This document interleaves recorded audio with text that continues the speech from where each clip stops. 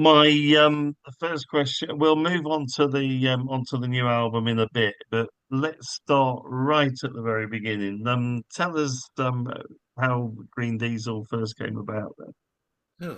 Well, it seems like a very long time ago now. I think we've probably graduated away from being young new folk band, but so I guess in some ways it's a continuation of the band I was in when I was at school. I mean, it's kind of not directly, but I played in a band with some of the guys who are still in the band today. It's a completely different group, but it had the same name. But then I guess we sort of, and that kind of fell apart as school bands do. People go different, but we would just do an occasional gig here and there where this kind of ever revolving cast of characters would play some covers that we liked at sort of, a local festival, and we could never think of another name, so we just kept going. And then I guess around 2009, that sort of time, I'd kind of gone fairly heavily down the kind of sort of Fairport esque path. And I think we'd already always So was this played. a departure from the original Yeah, incarnation well, of yes and Green no. Diesel?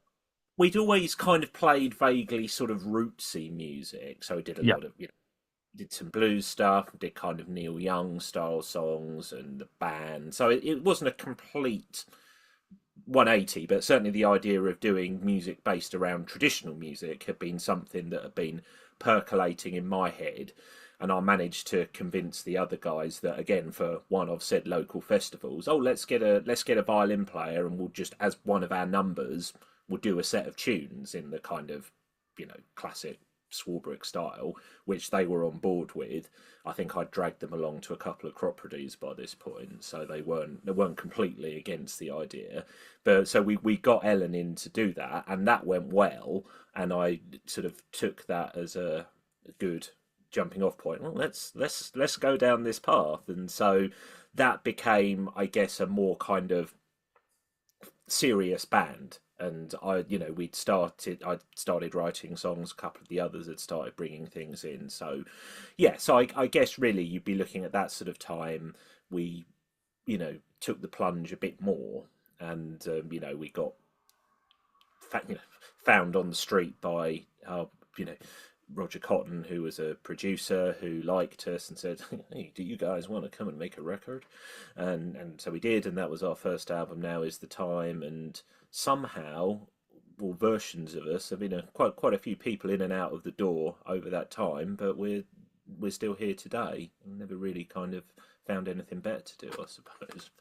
Fantastic. And when you first put the band together, then did you have a clear idea of the sound you wanted to go for from the very start? Because let me just share this. I've got a theory about folk rock in that while the folk element can be fairly timeless, obviously delving back centuries and so on. The rock element usually reflects what's contemporary at the time in terms of rock music. That was certainly the case with Fairport in the late 60s, early 70s. I would argue with bands like Oyster Band as well, very much reflected the post-punk era in the sort of rock element, but you clearly didn't go for a sort of millennium sort of indie vibe or anything like that. You delve back. I think that we'd always had like this kind of element of quite retro taste to music. So certainly that kind of there was always elements of that kind of late 60s, kind of rock, vaguely kind of psychedelic rock. But I think when we started off, we were playing much more acoustic music, not always with drums and bass, and but I rarely played an electric guitar. And I think although we probably weren't kind of vibing off what they now call indie sleaze, and at the time I called horrible music with out of tune Telecasters. We did kind of come at, there were a lot of bands around at the time, like the Decemberists were a huge influence on us, and kind of early Arcade Fire.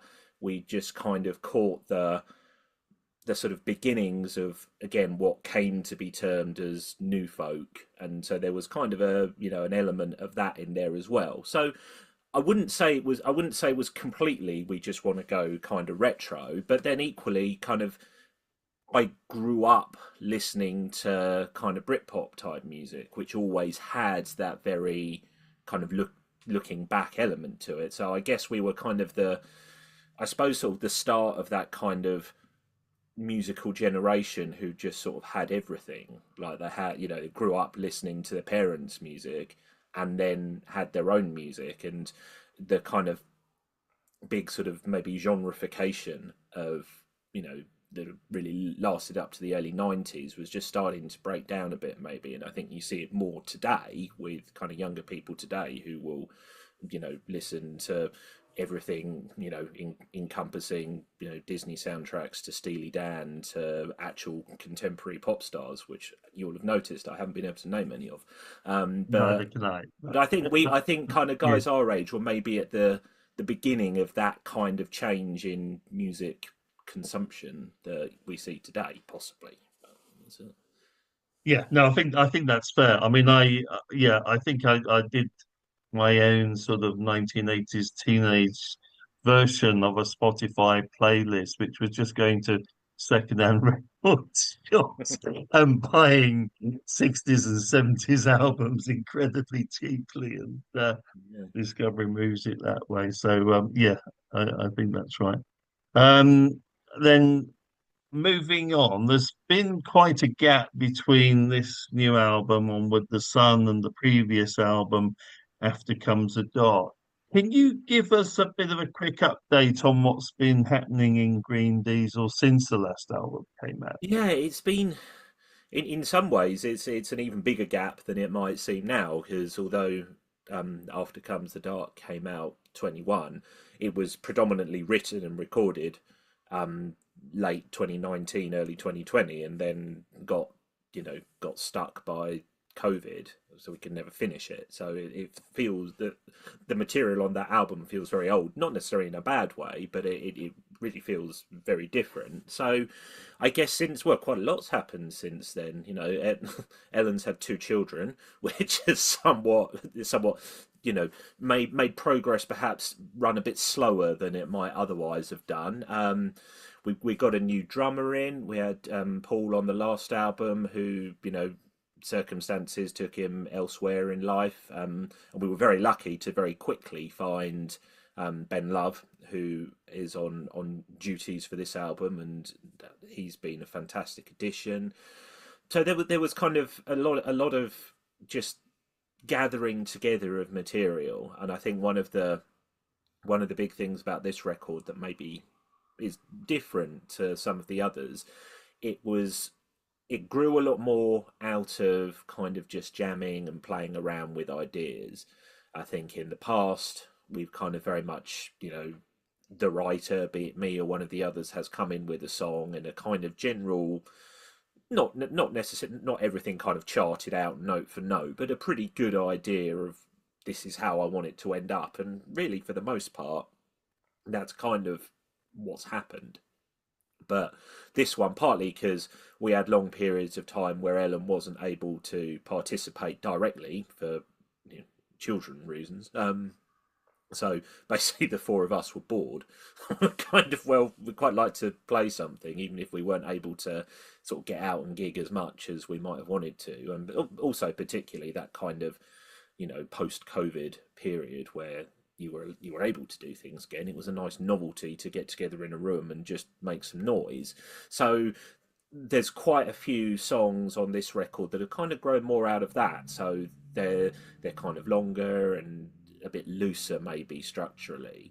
So I guess it's and then again, actually, with this album, like, it was predominantly recorded a year ago, and then again, Ellen had a second child, so we sort of had the kind of backings of the songs down, and then it was a case of we sort of took a break for what I call her maternity leave, then came back to it. So I spent, it's just a lot of playing, and I think it was particularly good when Ben Love came in on drums, because it meant very quickly we sort of found our groove literally, but it gave us a really good chance to kind of work up that material. And you should say as well, Paul put in a lot of work on some of the songs.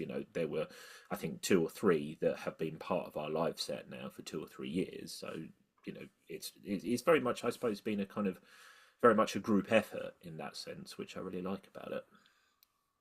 So that accounts for some of the longer sort of instrumental sections in a number of the songs and so on, which I know you've really sort of gone for on Yeah, this I latest think album. that's kind of the way that our music has been. I suppose in some ways jumps back to one of your earlier questions. Is I think we've got a lot heavier as a band over time, and that sort of lends itself to that kind of you know bit of kind of sonic exploration and just sort of jamming it out a bit. And partly the way that kind of our tastes have gone. Maybe it's still, I think, still rooted around songs that work as songs. Like we write in a very kind of hook led way, but yeah, just that kind of bit of freedom to keep going I quite like.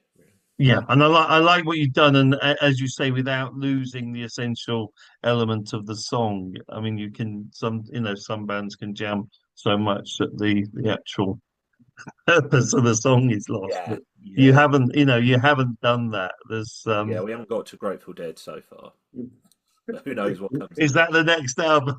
yeah, just one song. The 4 hour jams. So um cool. And well, what do you want to tell us about the new album and some of the songs on the new album? Yeah, so it's 9 tracks this time, and they're actually predominantly there's a couple of traditional pieces on there, but they're predominantly from within the band. I've written some. Ben Holiday on bass wrote one. Matt on guitar has written one, and we've got a cover as well. There's a cover of the Maypole song from the Wicker Man soundtrack, which Matt brought in, and that was quite good fun to work on because we haven't really Seems done a a very cover. good fit for Green Diesel as Well, I well. As mean I that. always remember watching the film as a young teenager and so on. Yeah, So I there's mean yeah, yeah. that soundtrack as a whole has always been kind of a big influence for us. So it kind of seemed right to come there. But it was an interest. We haven't done a lot of covers traditionally, so that was quite an interesting challenge. Um, yeah, so there's a good variety of writers there. I wouldn't say there's a sort of a theme to the album, but it kind of builds on where we were going with After Comes the Dark. It's although the majority of the songs are original, they're I would say very much rooted in a kind of folk, traditional folk idiom, um, and there's a lot of kind of folklore and probably the weirder end of folklore. I mean, weird with a Y. But I suppose the term that's popular at the moment is folk horror, and that kind of really ticks quite a lot of our boxes. So it's more, there's some bits about witchcraft in there, and sort of some traditions around kind of potion making, and it's as I say, I say darker, but I think there's a kind of optimism there as well. Very, very rooted in the natural world and what what we see and what we experience. And then, as I say, we finally managed to do our Morrison bit because the instrumentals are two Morris dance tunes, which is something that me and Ellen have both been keen to do for a while, and we've kind of done that in our own way. It kind of wanders off a bit in the middle, and bring in some of our those of us who have them kind of slightly proggish leanings. So just to really sell it to the hipsters, it's Morris dance music mixed with progressive rock because obviously it's a pretty big thing. But that's all. I mean, yeah, they're so evidently Morris tunes from the moment you hear them, but yeah, it's definitely given the Green Diesel treatment, so it definitely fits in with the album as a whole. Yeah, Definitely. and I guess it's I think I'd probably describe it as quite a confident album. Like it's the album of a band who kind of know who they are, I suppose. We've kind of, and that partly comes from, like I say, just playing together a lot, but there's a real kind of core strength there and a lot that, I suppose it's the one I feel so far that we've done that sounds most like us. It feels very much like everything's been developing up to this point to get to where we are in 2025. So. Brilliant. And on the live front, you've got some gigs coming up in Kent and Sussex, and I'm hoping to get to the Brighton one. But where I would really like to see you would be on the main stage at Cropredy. I think you go down a storm. And when I interviewed Dave Pegg, he told me that they're not able to have the really big name bands and the Brian Wilsons and the Alice Coopers that they've had in the past because of the financial constraints that they're facing. And they have downsized the festival to make it more financially viable. So it could be the perfect opportunity, I think. You would go down an absolute storm, I think. I'd, I I'd think a love to. ready-made fan club that. That's what I'd love to think so. So if Dave's watching this, then come get me. But that I mean that would back when my brother was still in the band and we were standing Cropredy 2000. I think the '07 Cropredy. That was always the goal. Unfortunately, the goal was to do it by 2014. So we've missed the mark a little bit there. But we're always open to offers. Well, let's say, yeah, let's see. I mean, it would be good because you have played the Fringe, haven't you? I Yeah, I've done the Fringe a did. few times. That's always good fun. I mean, generally just being able to play to people who are kind of open to listening to what we do is always good. I mean, the realities of being where we are in lives. We unfortunately we're not in a position at the moment that we can all sort of jump in the van and go around the country for 3 weeks.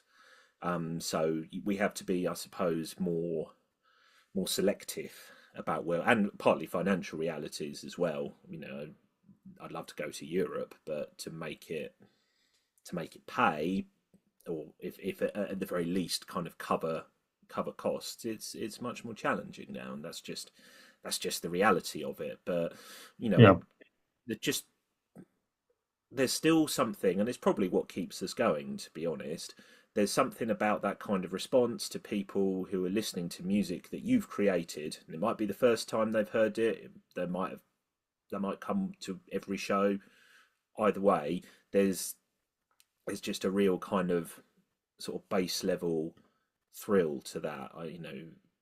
The fact that people like what we do is great and probably is what drives us, and just hopefully more and more people like what we do.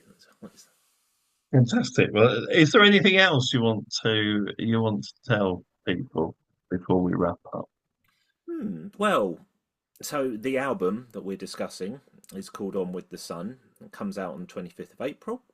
Um, it's available digitally and on CD. That is it at the moment. Who knows if demand's there, we might look at doing a vinyl version somewhere down the line. But you can pre-order it, or depending when you watch this, you can order it. We're doing everything through our Bandcamp page these days. But if you go to the website, which is greendieselfolk.com, you can order a copy there. It's got a lovely front cover.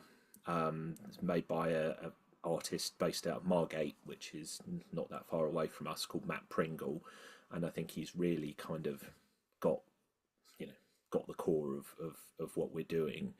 So yeah, please check us out. Love to reach new people. If you do happen to be promoters for a slightly more mature folk rock band than would have had a few years ago, then do get in touch, because we always love to find new markets. But yeah, please give us a listen and hope you enjoy it.